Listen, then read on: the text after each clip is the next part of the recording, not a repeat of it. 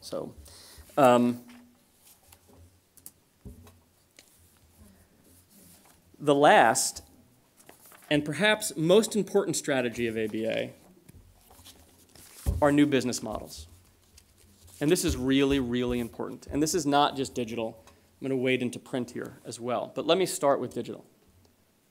In the US, we had quite a dust-up last year, early in the year, and then again last fall. Early in the year, Amazon.com decided all ebooks were worth $9.99 US. It didn't matter what price the publisher was selling the book for. It didn't matter what the book was, whether it was a 1,000-page book or a 20-page monograph. All books, it was the ultimate commoditization of books. All ebooks were worth $9.99. And Amazon did everything they could to try and get that word out in the media. There were users on Amazon who were talking about the importance of $9.99 books. I personally questioned the validity of if those were actually users. They made a really big deal about the $9.99 book. So take a book like Stephen King's Under the Dome, which retailed in hardcover for $35 US. Okay? That meant that Amazon was buying it, let's say in round numbers, for $17.50. Amazon was taking an almost $8 loss on that book. The publisher was not subsidizing that $9.99 price. But the publishers could see where it was heading. That once Amazon built up enough market share, a la Apple and the iPod and iTunes, that Amazon could dictate the price and force downward pressure on the price at which the publisher sold it. That was the first big wake-up call. The second was last fall for print books. There was a very public war waged between Walmart and Amazon.com and Target, another one of our big retailers, about selling new hardcover print books, advance orders for a book like Under the Dome for $9.99 for the print book. That if you ordered before the book came out, it was going to cost you $9.99. That was what Amazon said. Walmart countered with $8.99. Amazon countered with $8. And it was insanity. And publishers finally said enough. So they're trying to start to regain control of the distribution of their product. And the first thing they did, 5 of our 6 largest, not Random House, interestingly, but Hachette, Simon & Schuster, Penguin, Macmillan, and HarperCollins are now selling ebooks according to the agency model. And if you're not familiar, this means in an agency situation that the publisher, HarperCollins, is selling the book to the customer and enlisting an agent to facilitate the sale. So HarperCollins sells the book to the customer and gets Time Out Bookshop to help sell it. That means HarperCollins sets the price, and no one can change it. And what that does for us in our market is price parity. So for those 5 publishers, we're selling the book at exactly the same price as Amazon contractually. And actually, we're collecting tax in the same way, which is a huge issue in the US, because Amazon does not collect sales tax in most places, and it's anywhere from a 6 to an 11% instant advantage they get on us. So the agency model for ebooks works tremendously. Now, it's a lower margin.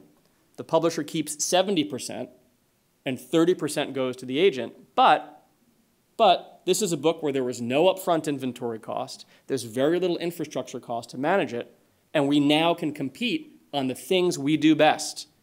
Our knowledge of the books, our service, all of that. So the agency model is one big shift in business models. It is being challenged legally in the US. We don't know where it's going to wind up. The future of it is very uncertain. As I said, Random House has not joined in, as other larger publishers have stayed out as well, sort of the middle-tier publishers. But for us, we're encouraged by it. Second, on the print side, publishers are starting to experiment with things like consignment. I think I mentioned earlier in a session that we are, in effect, a consignment business. It's all SOR in the US. So we order our books, they're shipped in, we don't pay for them. Net 30, then we pay for them, or we send them back. It is the most dysfunctional model that you could imagine. So there are a couple of small publishers that are first experimenting with true consignment, where they just put the books in the store for a merchandising commitment from the bookseller of certain space, and then don't charge them until the book sells. So it helps us with cash flow tremendously. Some larger publishers are looking with that as well. And the publishers are also experimenting now with some different ways of distribution, because one of the other issues we have is the two other issues: cash flow, distribution, meaning getting the books when we need them, and price. Those are the three big things we're tackling, and we're looking at business models. Lastly, our members are experimenting with everything. We have a bookstore in Austin, Texas, Book People, that runs literary day camps every summer.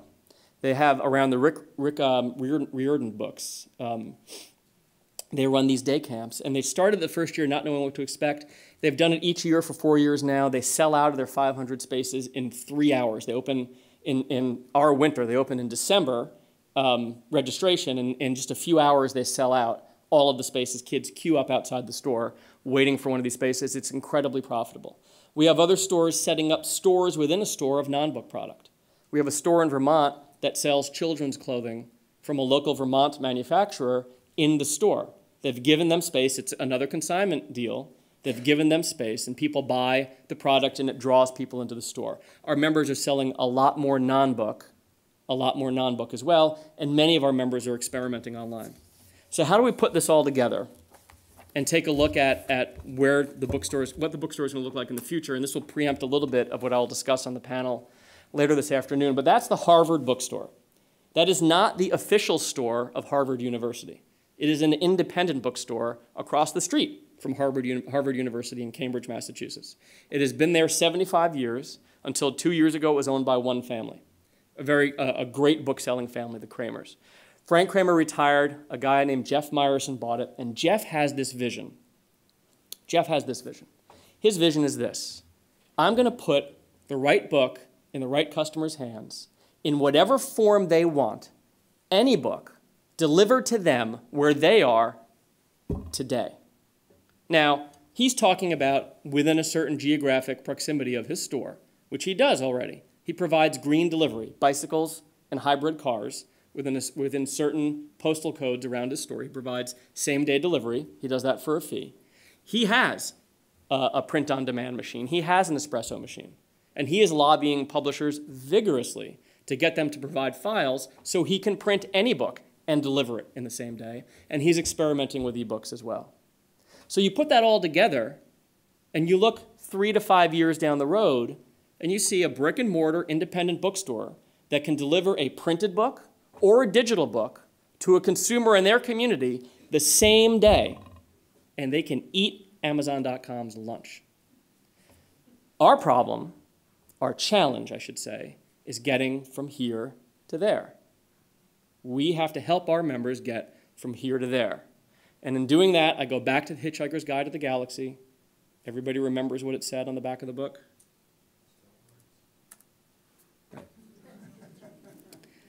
And with that, I'd be delighted to take some questions.